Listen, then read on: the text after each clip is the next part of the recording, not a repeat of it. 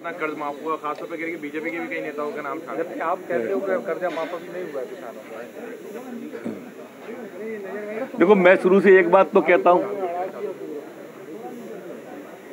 कि ये pen drive की सरकार, ये ट्विटर की सरकार है, ये टीवी की सरकार है।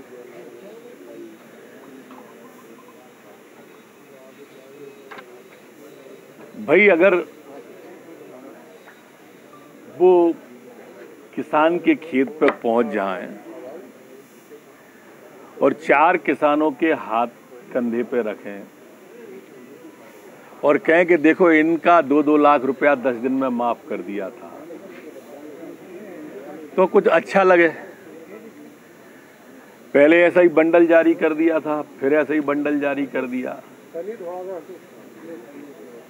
पहले पेन दिया, दर्द दिया, अब ड्राइव पे ले जा रहे हैं।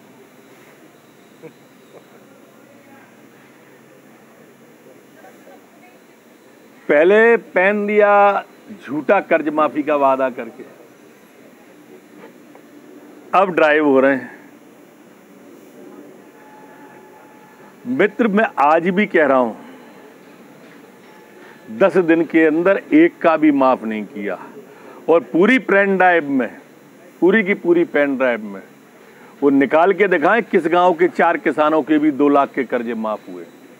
काहे के लिए पेन ड्राइव का नाटक कर रहे हैं? सर, देवास जारी है, टीम पास खराब हुई है, फसलें उनका निरीक्षण करें। जब सरकार में थे तब तो कभी गए ही नहीं। आपके किसानों को इतना नासमझ समझ रहे हैं। अरे, सरकार में थे तब एक आध मंत्री ही चले जाते। आज हमारे कृषि मंत्री खेत खेत जा रहे हैं ना, हमारे मुख्यमंत्री जाते हैं कि नहीं? ओले पड़ जाए, पाला पड़ जाए। ये तो जैसे ही मुख्यमंत्री बने, कोरोना तो आया साल भर बाद और ये क्वारंटाइन हो गए वल्लभ भवन में 1 साल पहले, निकले ही नहीं, खेतों पे गए ही नहीं कभी। ये स्वांग अच्छा नहीं है। किसान सब समझते हैं कि इन्होंने किसान को धोखा दिया है और झूठ बोलने वाले मुख्यमंत्री अगर कोई है, सर्वाधिक तो माननीय कमलनाथ जी। तो आपको लगता है कि छलावा कर रहे हैं किसानों के साथ कांग्रेस? 100% छलावा कर रहे हैं, 100%। सर, कल एक बैठक हुई है पूर्व मुख्यमंत्री कमलनाथ के निवास पर, तमाम मंत्रियों को फीडबैक दिया गया है और विधानसभाओं की जानकारी दी गई है जहाँ पर उपचुनाव होना है। भैया, बंद कमरे में ही करेंगे ये जो भी करेंगे। मैं कितनी बार कहूँ एक बात को, फीडबैक जनता से लें। फीडबैक उनसे ले रहे हो जो जनता के बीच में गए ही नहीं। अब वो कैसा फीडबैक होगा, उसका परिणाम क्या होगा, आप प्रतीक्षा करो 1.5 महीने। सरकार बनने का प्रचंड बहुमत से हम उपचुनाव जीतेंगे। प्रचंड बहुमत से तो जब हम 15 साल रहे तब नहीं आ पाए, वो तब भी अल्पमति रहा, बहुमत तब भी नहीं आया।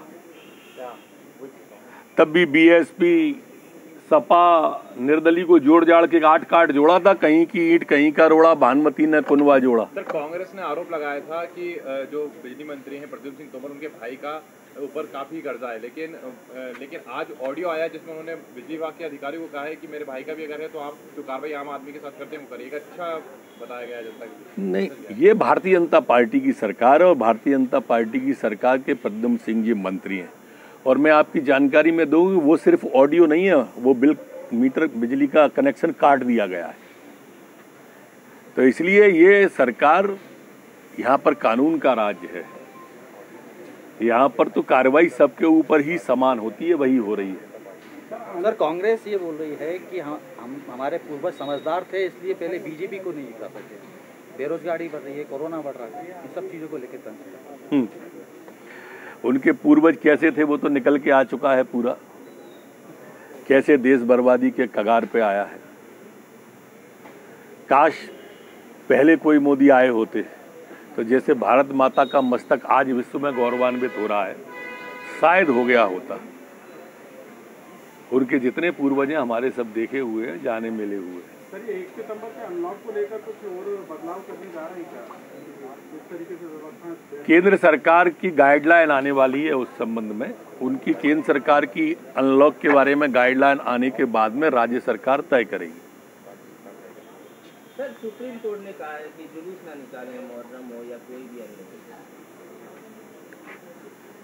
निश्चित रूप से सुप्रीम कोर्ट के आदेश का अक्षर से पालन किया जाएगा। जो भी सुप्रीम कोर्ट आदेश देता है वो सम्मानित संस्था है और सरकार द्वारा नहीं, ये तो आम जन के द्वारा भी उसका पालन किया जाना चाहिए। कुछ और सहूलियतें भी लोगों को मिल सकती है 1 सितंबर से, यानी अनलॉक संभावनाएं हैं, थोड़ा गाइडलाइन की प्रतीक्षा करें, आज थोड़ा जल्दी हो